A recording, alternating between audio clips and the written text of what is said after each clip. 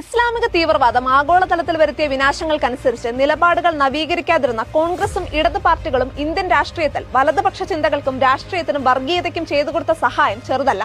കാശ്മീർ മുതൽ കന്യാകുമാരി വരെ തീവ്രവാദം സാന്നിധ്യം അറിയിച്ചെങ്കിലും മതേതര പാർട്ടികൾ കണ്ണടച്ചിരുട്ടാക്കി.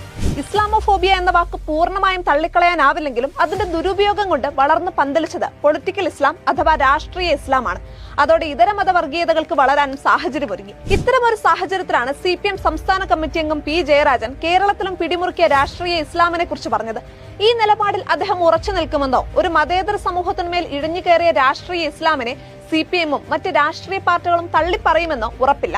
കാരണം P. ജയരാജൻ കണ്ട രാഷ്ട്രീയ ഇസ്ലാമിനെ CPM കാണാനിടയില്ല. അതിനും തീവ്രവാദത്തിന്റെ കാര്യത്തിൽ കോൺഗ്രസ് ലൈനാണല്ലോ.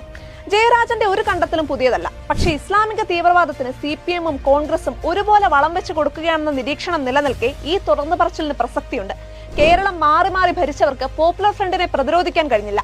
ഇസ്ലാമിനെ മാത്രം അടിസ്ഥാനമാക്കിയുള്ള ഒരു രാഷ്ട്രീയ വ്യവസ്ഥയെക്കുറിച്ചാണ് അൽഖ്വയ്ദയും താലിബാനും ബോക്കോ ഹറാമും ഹമാസും ഹിസ്ബുള്ളയും പോപ്പുലർ ഫ്രണ്ടും ജമാഅത്ത് ഇസ്ലാമിയും ഒക്കെ പറയുന്നതെന്ന് ഇവർക്ക് എന്നാണ് മനസ്സിലാവുക?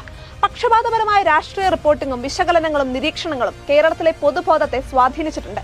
അന്തർദേശീയ റിപ്പോർട്ടിംഗിൽ നിന്ന് അവർ ഏറ്റവും അധികം മതപീഡനം അനുഭവിക്കുന്ന ക്രൈസ്തവരെ ഒഴിവാക്കുകയും ഏറ്റവും അധികം പീഡനങ്ങൾ നടത്തുന്നവരെ ഇരകളായി അവതരിപ്പിക്കുകയും ചെയ്തു. ഇറാഖിലും നൈജീരിയയിലും ഈജിപ്തിലും സിറിയയിലും ബുർക്കിനോ ഫാസോയിലും ഉൾപ്പെടെ നിരവധി രാജ്യങ്ങളിൽ ഇസ്ലാമിക ഭീകരർ ക്രൈസ്തവരെ ഉന്മൂലനം ചെയ്യുകയാണ്. ഇറാഖിൽ തീവ്രവാദികൾ കൊന്നൊടുക്കിയതിൽ ബാക്കിയുള്ള 3 ലക്ഷത്തോളം ക്രൈസ്തവർ ഇസ്ലാമിക് സ്റ്റേറ്റ് പ്രബലമായ 2014 ശേഷം പലായനം ചെയ്തു. ബ്രിട്ടീഷ് വിദേശകാര്യ സെക്രട്ടറി ജെറമി ഹണ്ട് തലവനായ കമ്മീഷന്റെ 2019 റിപ്പോർട്ട് പ്രകാരം വംശഹത്യ എന്ന് പറയാവുന്ന പീഡനങ്ങളാണ് മിഡിൽ ഈസ്റ്റിലെ ക്രൈസ്തവർ നേരിടുന്നത്. ദശലക്ഷക്കണക്കിന് ക്രിസ്ത്യാനികൾ അവരുടെ വീടുകളിൽ നിന്ന് പറിച്ചെറിയപ്പെട്ടു. മതപീഡനങ്ങളിൽ 80% ക്രൈസ്തവർക്കെതിരെയാണ് എന്നത് അസുഖകരമായ സത്യമാണെന്ന് റിപ്പോർട്ടിൽ പറയുന്നു. ഇപ്പോൾ സ്ഥിതി കൂടുതൽ ദയനീയമായിരിക്കുകയാണ്. ഇസ്രായേൽ ഹമാസ് യുദ്ധത്തിൽ പൊലിയുന്ന മനുഷ്യരെ കുറിച്ച് പറയണമെന്നതിൽ സംശയമില്ല. പക്ഷേ ലോകമെങ്ങും ഇസ്ലാമിക ഭീകര പ്രസ്ഥാനങ്ങൾ കൊന്നൊടുക്കുന്ന ക്രൈസ്തവരെ കുറിച്ച് കേരളത്തിലെ മാധ്യമങ്ങൾ എഴുതുകയില്ല. ഉറപ്പായും ഇരട്ടത്താപ്പുണ്ട്. പലസ്തീനിൽ വീട് നഷ്ടപ്പെട്ട മനുഷ്യരെ കുറിച്ച് മാധ്യമങ്ങൾ പറയുന്നത് കൊണ്ട് നമുക്ക് അവരോട് സഹതാപമുണ്ട്.